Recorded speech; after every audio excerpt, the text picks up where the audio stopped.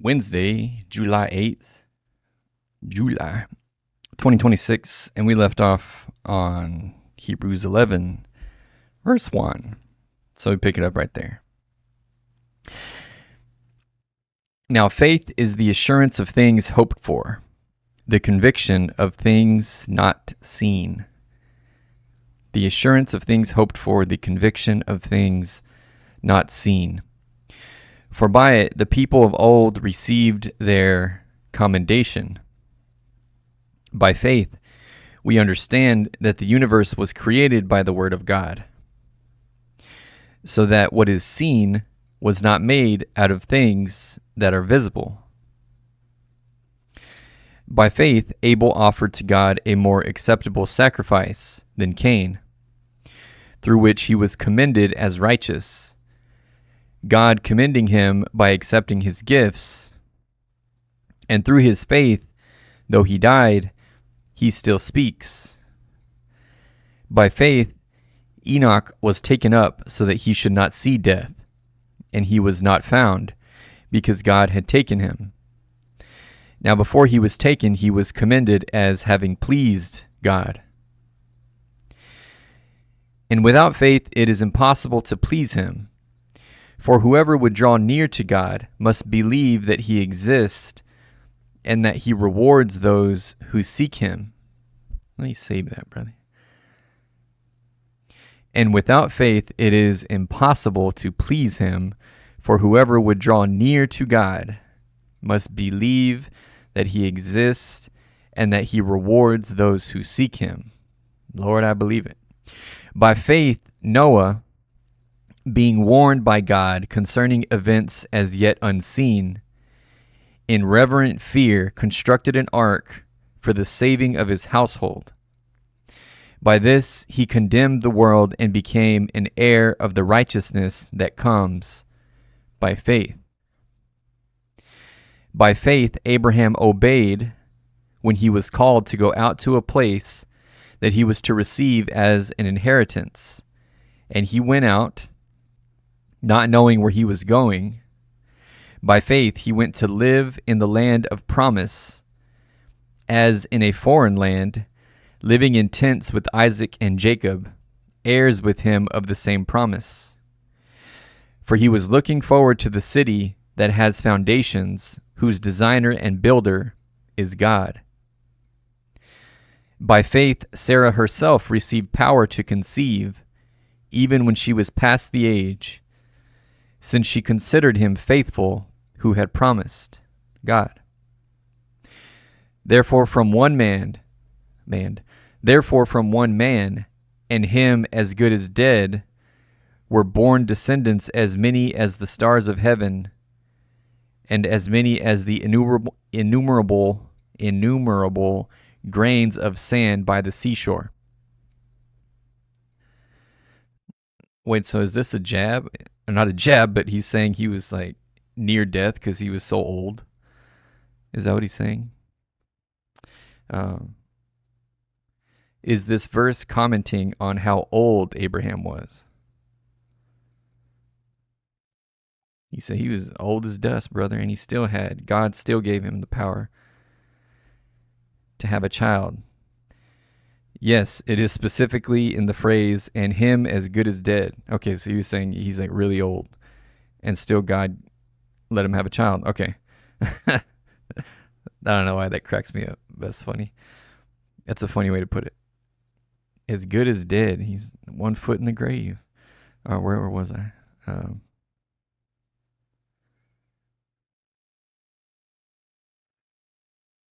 Verse 12.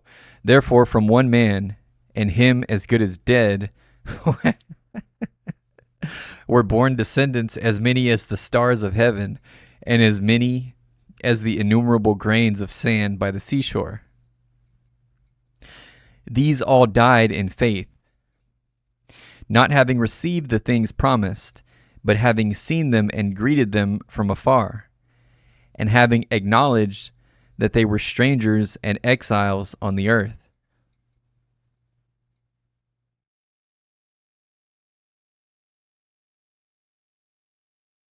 What does that mean?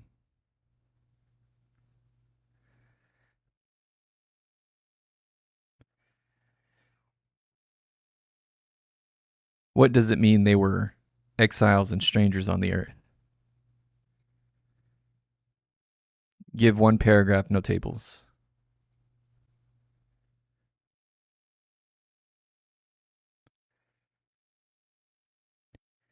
Gemini can be very verbose sometimes. This phrase captures a deeply poetic and spiritual mindset. It means that the Old Testament figures mentioned in this chapter didn't view this physical world as their true home or ultimate destination. Okay.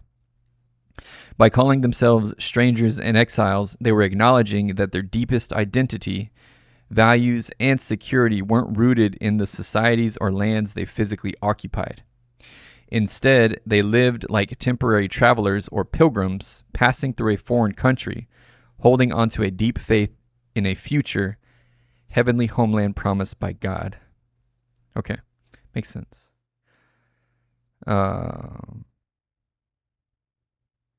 Verse 14. For people who speak thus make it clear that they are seeking a homeland. If they had been thinking of that land from which they had gone out, they would have had opportunity to return. But as it is, they desire a better country, that is, a heavenly one. Therefore, God is not ashamed to be called their God, for he has prepared for them a city. By faith, Abraham, when he was tested, offered up Isaac, his son, and he who had received the promises was in the act of offering up his only son, of whom it was said, through Isaac shall your offspring be named.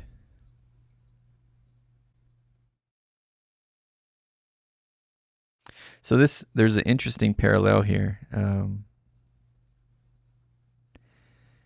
that I want to bring about or point out.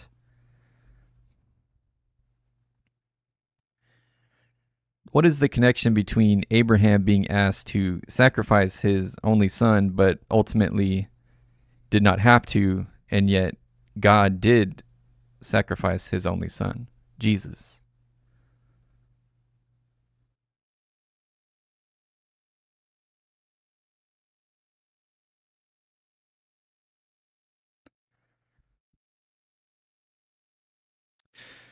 You are touching on one of the deepest and most profound structural connections in Christian theology.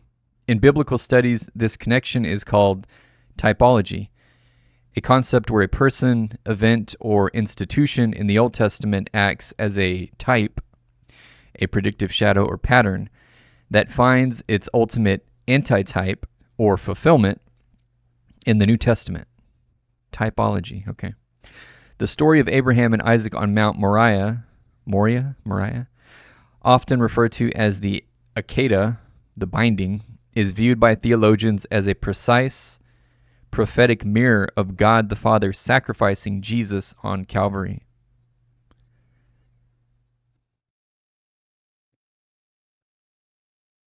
Interesting. Okay, so typology, that's the answer. Or at least it has a name. Verse 18. Of whom it was said, through Isaac shall your offspring be named. He considered that God was able even to raise him from the dead, from which, figuratively speaking, he did receive him back. By faith, Isaac invoked future blessings on Jacob and Esau. By faith, Jacob, when dying, blessed each of the sons of Joseph, bowing in worship over the head of his staff. By faith, Joseph, at the end of his life, made mention of the exodus of the Israelites and gave directions concerning his bones. By faith, Moses, when he was born, was hidden for 3 months by his parents because they saw that the child was beautiful, and they were not afraid of the king's edict. By faith, Moses, when he was grown up, refused to be called the son of Pharaoh's daughter, choosing rather to be mistreated with the people of God than to enjoy the fleeting pleasures of sin. He considered the reproach of Christ greater Wait, what? He considered the reproach of Christ greater wealth than the treasures of Egypt, for he was looking to the reward. By faith he left Egypt, not being afraid of the anger of the king, for he endured as seeing him who is invisible. So this is, let me ask about this, because I always like to point this out, because I think it's actually a very, an important point and a somewhat freeing one, because we're not being asked to be like monks forever. It's more like just for a temporary short while, our time here on earth, can we live for God, and then we'll have the reward. It's not like God is asking us to forever be, like to ever be in some state of suffering or wanting or lacking. It's temporary. What does it say about God's relationship with humans that he is not asking us to forever forego any level of reward in order to have salvation, but rather it's just a temporary time here on earth that we have to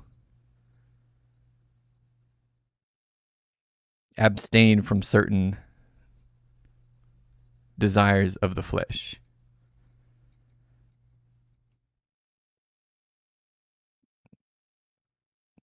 That might not make a ton of sense, but hopefully it catches my meaning.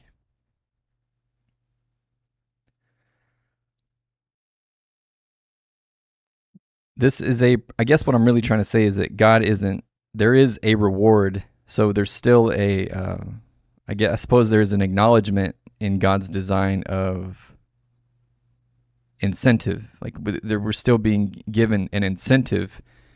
It's just not necessarily tangible here on earth. That's not to say that Christians live in poverty and aren't happy. I'm quite the opposite. But I just think it's interesting that this is still the case. Okay, where am I? Okay. This is a profound way to look at the economy of God's grace. When you look at the timeline of eternity versus a human lifespan, the math alone tells a beautiful story about God's heart toward us. The verse you shared about Moses choosing the reproach of Christ over the immediate glittering wealth of Egypt highlights a core truth. God isn't an austere, what is that? Austere. Whoops. Austere, severe, strict. Oh, okay. God isn't an austere cosmic hall monitor who takes pleasure in denying us joy. Instead, his relationship with us is modeled after a loving parent, an intentional investor, and a master designer. Here is what this dynamic reveals about how he relates to us. So first, he is a generous father, not a rigorous taskmaster. If salvation required a perpetual, eternal state of deprivation, that's the word I was looking for, deprivation. That's a good word for it. Eternal state of deprivation, God might seem like a ruler demanding heavy taxation just to tolerate our existence. But the scriptures frame earthly restraint as a momentary investment. The Apostle Paul mirrors your exact thought in Romans 8:18, writing that our current sufferings are not worth comparing with the glory that is to be revealed to us. God's ultimate desire is our maximum eternal joy. He simply asks us to wait for the real thing rather than settling for cheap, temporary counterfeits. Second, he desires our true good, not just our obedience. The desires of the flesh often promise instant gratification, but carry long-term destructive cost, like an addiction, broken trust, or a compromised spirit. By asking us to abstain for this brief window of earthly life, God is protecting us from the rot of those desires while training our souls for something weightier. It shows he values our long-term character and eternal capacity for joy over our immediate comfort. And third, he invites us into an investment relationship. By pointing us toward a future reward, just like Moses was looking forward to, God treats us with immense dignity. He doesn't just demand blind compliance. He appeals to our reason and our hope. He says, "Trust me with your short-term desires, and I will fulfill your deepest, eternal, long-term desires." It shifts the relationship from one of pure subservience to one of profound trust and partnership. In short, the temporary nature of earthly sacrifice proves that God's ultimate posture toward humanity is extravagant generosity. The boundaries aren't there to keep us from life. They are there to keep us for life. Wow, good job, Gemini. Yeah, that's well said. So, yeah, I always thought that was very interesting because it's not. It can a lot of times religion can kind of muddy that fact. It's not just about asceticism, which is a term we learned about previously with it, which is like severe self-discipline. It's not just that, and it's not even forever. Okay, where was I? Verse 27. By faith he left Egypt, not being afraid of the anger of the king, for he endured as seeing him who is invisible, God. By faith he kept the Passover and sprinkled the blood, so that the destroyer of the firstborn might not touch them. This is interesting too, just because the destroyer is an angel, right? That's the angel of death. Is the destroyer an angel?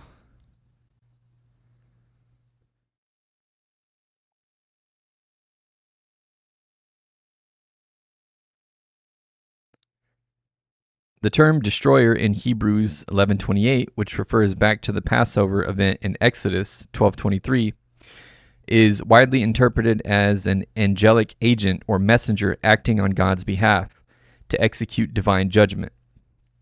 However, the Bible does not explicitly define the nature of the destroyer, with a capital D, leading to several theological perspectives. So the first one, an angelic agent. Many scholars and traditions interpret the destroyer as a destroying angel, often called the angel of death. This view is supported by other biblical passages where God uses angels to carry out judgment, such as in 2 Samuel 24:16 and 1 Chronicles 21:15, which describe an angel who brought a plague upon Israel. The second view, or second perspective, would be the Lord himself. Because Exodus 12:12 through 13 and 29 speak of the Lord himself passing through to strike down the firstborn, some theologians argue that the destroyer is a metaphorical description of God's own direct judgment. In this view, the destroyer is not a separate entity, but rather a title for God's active presence in executing justice. Third perspective, the angel of the Lord, which some would say is Christ before he had a body, before he was sent to earth as a man. Some suggest the destroyer may be the angel of the Lord, a figure often identified in Old Testament theology as a pre-incarnate appearance of Christ or a divine messenger who holds unique authority and acts directly as God's agent. Okay. Well, interesting enough. All right. Verse 29. By faith, the people crossed the Red Sea as on dry land, but the Egyptians, when they attempted to do the same, were drowned. By faith, the walls of Jericho fell down after they had been encircled for 7 days. By faith, Rahab the prostitute did not perish with those who were disobedient, because she had given a friendly welcome to the spies. And what more shall I say? For time would fail me to tell of Gideon, Barak, Samson, Jephthah, of David and Samuel and the prophets, who through faith conquered kingdoms, enforced justice, obtained promises, stopped the mouths of lions, quenched the power of fire, escaped the edge of the sword, were made strong out of weakness, became mighty in war, put foreign armies to flight. Women received back their dead by resurrection. Some were tortured. Some were tortured, refusing to accept release so that they might rise again to a better life. Others suffered mocking and flogging and even chains and imprisonment. They were stoned, they were sawn in two, they were killed with the sword. They went about in skins of sheep and goats, destitute, afflicted, mistreated, of whom the world was not worthy, wandering about in deserts and mountains, and in dens and caves of the earth. And all these, though commended through their faith, did not receive what was promised, since God had provided something better for us, that apart from us, they should not be made perfect. I don't understand. And all these, though commended through their faith, did not receive what was promised, since God had provided something better for us, that apart from us, they should not be made perfect.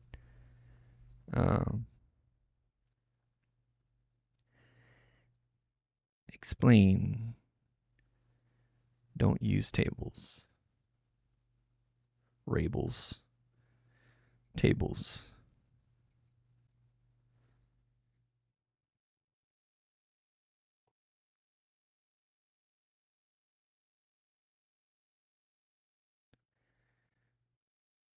Retry. What's happening? Devil doesn't want me to know. All right, hold on. This is one of the most powerful and climactic moments in the book of Hebrews. To really get what's happening here, it helps to look at who the author is talking about and what that something better actually is. So the Hall of Faith context. Right before these verses, the author spends the entire chapter listing the heroes of the Old Testament, people like Abraham, Moses, David, and Rahab. These individuals did incredible things, endured terrible sufferings, and were explicitly praised, commended by God for their deep trust in Him. Yet the verse says they did not receive what was promised. This doesn't mean God broke His word to them. It means they lived and died before the ultimate promise. The Messiah, oh, okay, I see. They came before Christ, okay. That doesn't mean God broke His word to them. It means they lived and died before the ultimate promise. The Messiah, Jesus Christ, actually arrived. They were looking forward to a future reality, catching glimpses of it from afar, but they didn't live to see the completion of God's rescue plan. Okay, well, that makes sense now. All right. Right then. So that was the end of Hebrews 11. Hebrews 12, verse 1. Therefore, since we are surrounded by so great a cloud of witnesses, let us also lay aside every weight and sin which clings so closely, and let us run with endurance the race that is set before us, looking to Jesus, the founder and perfecter of our faith, who for the joy that was set before him endured the cross, despising the shame, and is seated at the right hand of the throne of God.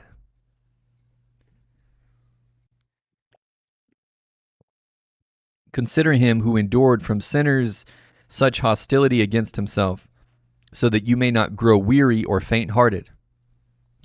In your struggle against sin, you have not yet resisted to the point of shedding your blood. And have you forgotten the exhortation that addresses you as sons? My son, do not regard lightly the discipline of the Lord, nor be weary when reproved by him. For the Lord disciplines the one he loves and chastises every son whom he receives.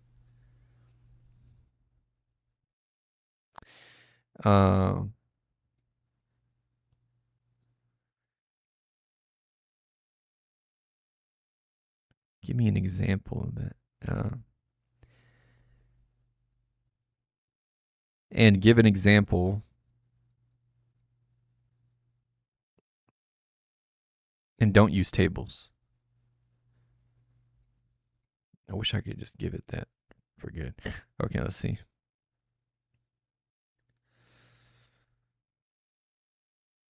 This passage from Hebrews is all about reframing how we look at hard times, corrections, and life's challenges. Instead of seeing hardships as a sign that God is angry with you or has abandoned you, the writer says it is actually the exact opposite. It's a sign of belonging and deep love. Here's the breakdown of what it means. Don't take it lightly, but don't give up either. The passage warns against two common reactions to hard times. First, regarding it lightly, ignoring the lesson and hardening your heart. Second, growing weary, getting completely discouraged, and wanting to quit. Okay. Discipline equals love. In the original language, the word for discipline is paideia, which means the holistic training, education, and molding of a child. It isn't malicious punishment. It is purposeful coaching to help you grow. Proof of family. The passage argues that if God never corrected you or let you face difficult character-building moments, you wouldn't truly be acting as his child. A good parent doesn't let their child run wild without guidance. I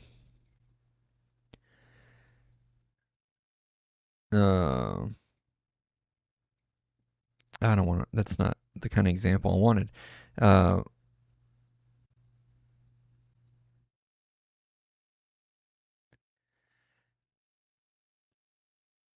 How is somebody to know if their life circumstance is from God, if it is challenging, or if it's perhaps just a fallout from them exercising their free will?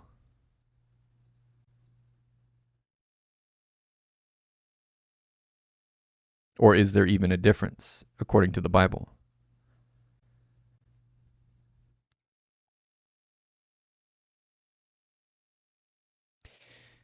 This is one of the deepest and most honest questions people wrestle with when life gets heavy.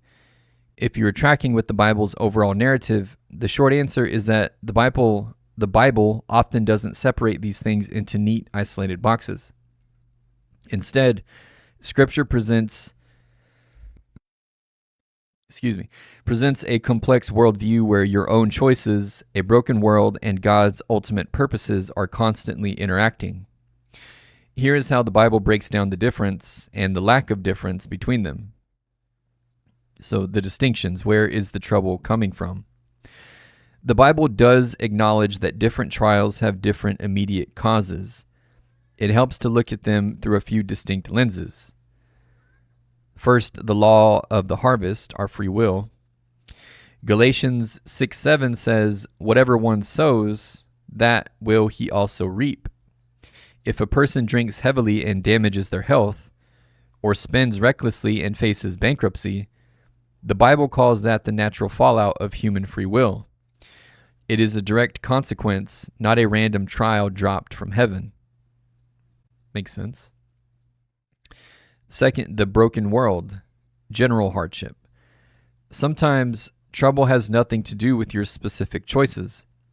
In John 16:33, Jesus says, in the world you will have tribulation, Job's suffering,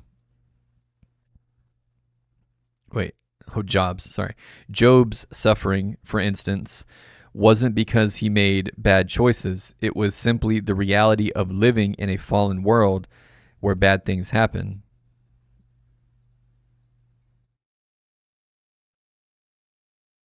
Well, and in Job's case, that was very direct, right? I mean, Satan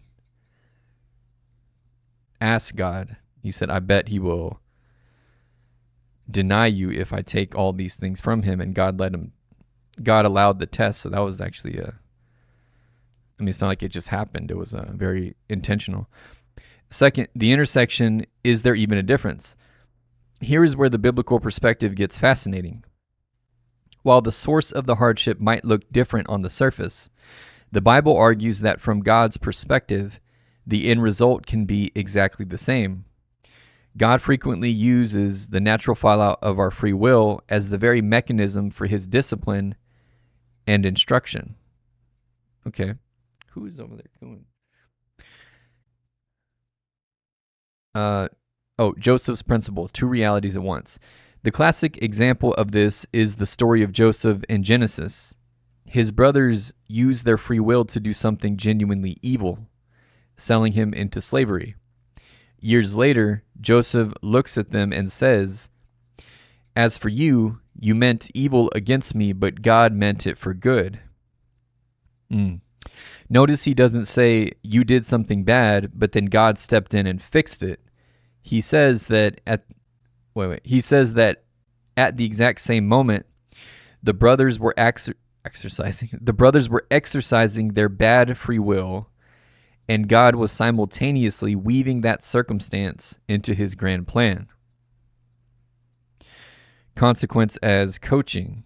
If you make a poor choice and face a painful consequence, that consequence is the discipline of the Lord.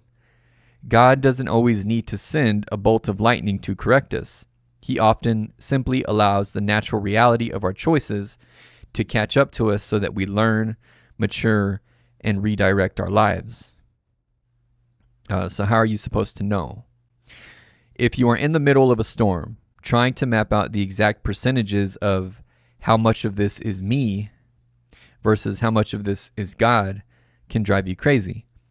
The biblical writers rarely focus on diagnosing the cosmic source of a problem. Instead, they focus on our response to it. Whether a challenge is a direct result of your free will, someone else's free will, or just life in a broken world, the playbook in Hebrews 12 and the rest of the New Testament remains the exact same. Look inward. Ask, is there an obvious connection between a choice I made and the trouble I'm in? If yes, the step is repentance and picking up the pieces with wisdom. Look upward. Even if the hardship is entirely your own fault, God does not waste the pain. Romans 8:28 promises that God works all things together for good for those who love him. He can take the wreckage of your free will and turn it into the very training ground that transforms your character. Well, that's beautiful. That's a beautiful sentiment. Okay. All right. I think that's a good spot to end on. Was I already on? Yeah, I was on Hebrews 12. Okay, so we'll pick it up tomorrow on Hebrews 12. Thanks for tuning in. Don't forget to drop a sub, share it with a friend. God bless you guys, and see you tomorrow.